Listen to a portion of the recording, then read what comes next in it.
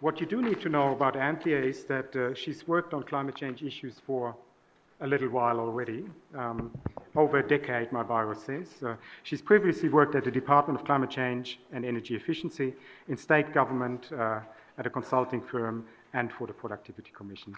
Anthea, very happy to have you here again. Thank you very much.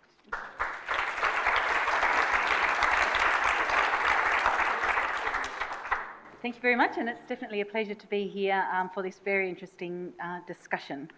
So I want to tell you a bit about how the Climate Change Authority has thought in the past about the issue of setting targets and trajectories, and to give you an indication of the work that we're doing right now, because we've been asked in special terms of reference to conduct a review, and part of that review is also to make recommendations about what our future emissions reduction goals should be. So while there's the Prime Ministerial Task Group going, so we're a separate process to that, but they're both going on at the same time.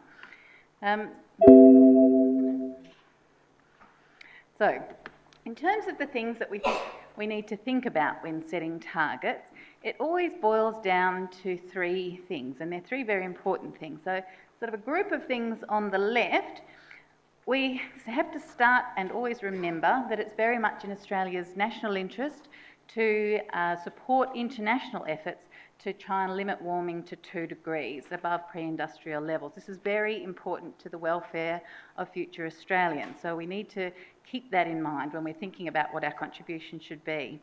So then we think, right, we know that. The next step is to think about what does that mean. We have to talk to scientists, and we've got Multi-Mindshausen here today. We'll be talking later about global carbon budgets. So if we're serious about trying to keep to 2 degrees, what does that mean? How many emissions can the world spend to try and give a reasonable chance of achieving that goal?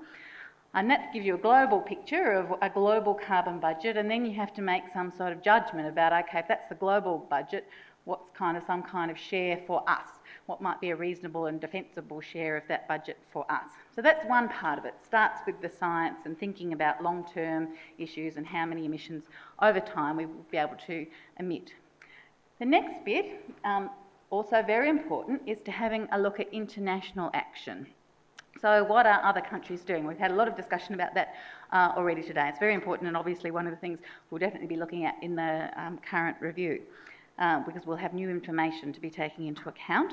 And finally, of course, you have to think about the economic and social implications about anything that you recommend. So it always boils down to those three things, and we'll be taking that same approach of looking at those things and coming to a judgment to make recommendations about future emissions goals. Now, this issue of this budget approach, I just wanted to talk about that a little bit more today. When we made recommendations last year in our Targets and Progress report, we recommended short-term goals, medium target range, and an overall carbon budget for Australia out to 2050.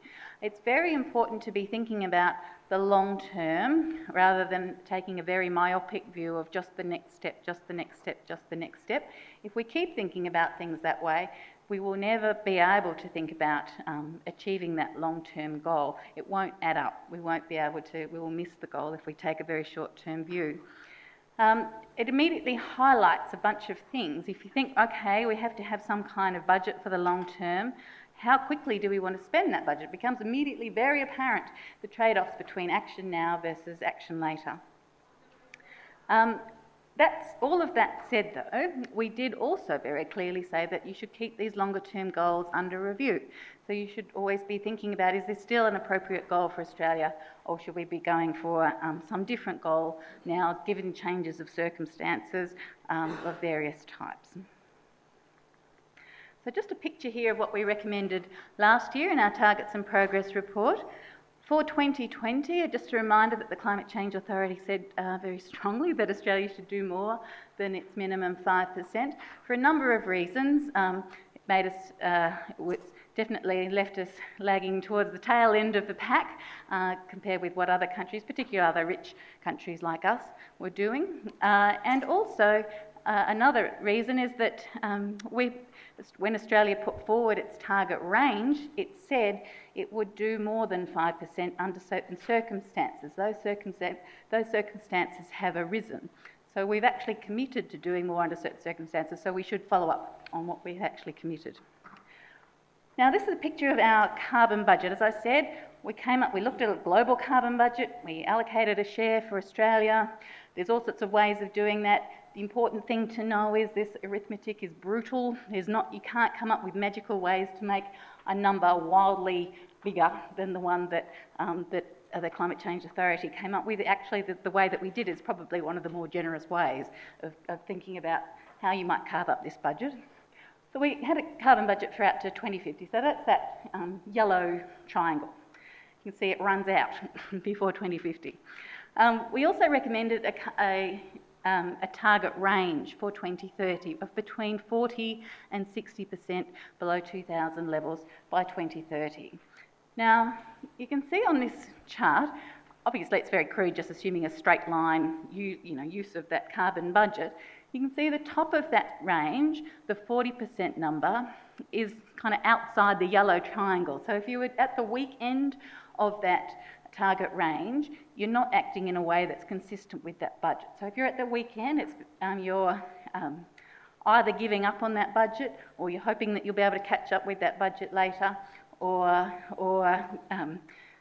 basically those two things. So just a reminder that that top end of the range is not consistent with the budget that we have recommended. Also, conversely, the bottom of the range, the 60% one, means either things are going very well on the international front, and then you should be going harder, or are you trying to keep more of a budget available for later. So in our current review, we'll be having a look at making recommendations for post-2020. We'll be looking at the issue of either 2025 or 2030, making recommendations. We have previously said in another paper about post-2020 agreement that Australia should, on balance, opt for a 2025 commitment rather than a 2030 commitment, and be able to update that for longer periods through time. So I'll just finish up now with just letting you know all of the legs of the report the review that we're currently doing. So we received these terms of reference to conduct a special review. It's got three parts to it. The first part is to make recommendations about post-2020 goals.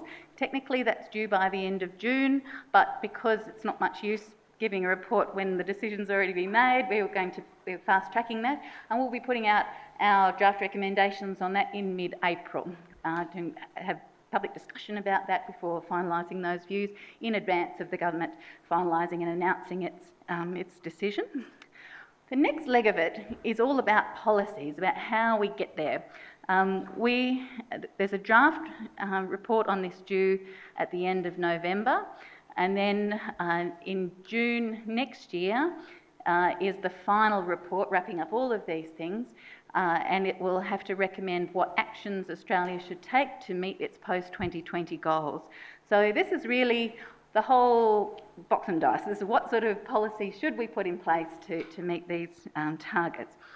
The authority has said some things that are relevant for this already. It's talked about needing to make sure that we have a good look at the whole toolbox of policies that are available to us, and not to throw any out prematurely, and make sure that things are on the table.